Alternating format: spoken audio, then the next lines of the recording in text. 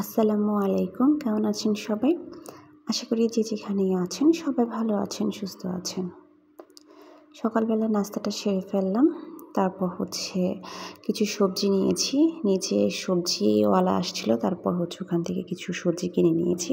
তো আজকে আমি কাঁচা আম পেয়েছি। যদিও এখন আর কাঁচা আমটা পাওয়া যায় না।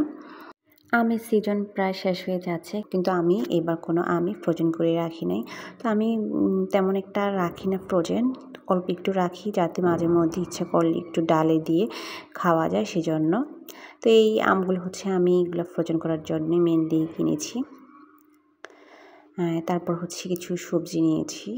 আর আজকে জেনিসাকে নিয়ে একটু হসপিটালে যাব, কারণ জেনিসার দাঁতগুলো এক্সরে করাতে হবে। ওর প্রায় 4টা দাঁতে নষ্ট হয়ে গিয়েছে, মানে পোকা ধরেছে, তার মধ্যে একটা একটু বেশি। যে দাঁতে বেশি প্রবলেম, ডক্টর বলেছে শুধু ওই দাঁতটা এক্সরে করালেও হবে। আর যদি সবগুলা পসিবল হয় তাহলে সবগুলো করিয়ে ফেললে আর কি ভালো হয়। সেজন্য আমরা সবগুলো দাঁতই এক্সরে করিয়ে নেব।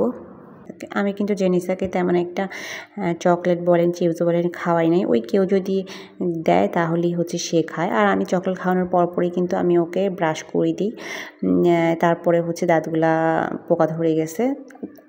তো আমি এটা ডক্টরের কাছে বলেছি যে আমি তো ওর দাঁতের যথেষ্ট যত্ন করি, তারপরও কেন এরকম হয়েছে। তো ডক্টর আমাকে বলেছে যে যখন ওর দাঁতটা ওঠা মানে আগে তো আর আমরা ওই যে মাড়িটা তো আমরা ক্লিন করি নাই, আর তখনই আগে ওদের দাঁতে প্রবলেম শুরু হয়ে যায়, দাঁত ওঠার আগ থেকেই।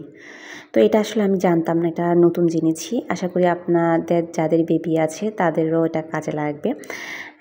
বাচ্চাদের দাঁত ওঠার আগ থেকে দাঁতের মাড়িগুলি ক্লিন করে দিবেন, এতে করে পরবর্তীতে আপনার বাচ্চার দাঁতটা সহজেই নষ্ট হবে না। তো আমরা এক্সট্রাটা করেই আমরা চলে এসেছি। আমরা এসে একটু নাস্তা করেছি, তারপরে যে এখন বাসায় ফিরে যাচ্ছি। তো এই জায়গাটা আমার খুবই ভালো লাগে, যদিও এখানে একটু রেস্ট্রিকশন আছে, তেমন ভিডিও বা ছবি কিছু তোলা যায় না। এটা আর্মি ক্যাম্প, সেজন্য। তো এখন আমরা বাসায় ফিরে যাচ্ছি। বাসা যাওয়ার সময় কিছু পাতিল কিনে নিয়েছি, আপনাদের সাথে পাতিলগুলো আমি দেখাচ্ছি। এগুলো একদম বড় বড় সাইজের, যেন 14-15 জন মানুষ আসলে রান্না করা যায় ওই রকম সাইজের। তো এর মধ্যে আমি ছোটো একটা পাতিল নিয়েছি রেগুলার ইউজ করার জন্য। আর আমার বড় পাতিল একটা মাত্র আছে, তেমন একটা নাই, যেহেতু আমার সংসারটা নতুন, এখন অনেক কিছু কিনা বাকি রয়েছে।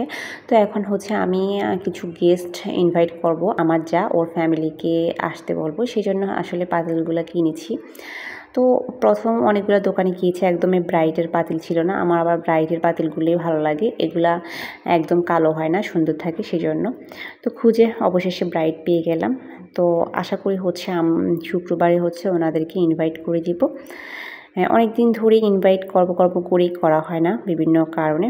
তো এই তো এখন আমি রাতে রান্না করা শুরু করেছি। রাতে রান্না করে এই রান্নাটা আমরা রাতে খাবো, আর আগামীকাল দুপুরেও চলে যাবে। এটা ম্যাক্সিমাম সময় আমি রাতেই রান্না করি, কারণ জেনিসাকে নিয়ে আমি দিনের বেলা একদমই পারি না। আর দিনের বেলা রান্না করতে গেলে আমার অন্য কাজগুলো পড়ে থাকবে, সেজন্য আমি রাতে রান্না করে ফেলি। আর দিনের বেলা ঘরের টুকিটাকি কাজ গুছানো এগুলো করি। তো আজকের ভিডিওটা এই পর্যন্ত। সবাই ভালো থাকবেন, সুস্থ থাকবেন। আর ভিডিওটা ভালো লাগলে অবশ্যই একটা কমেন্ট করে যাবেন। আল্লাহ হাফেজ।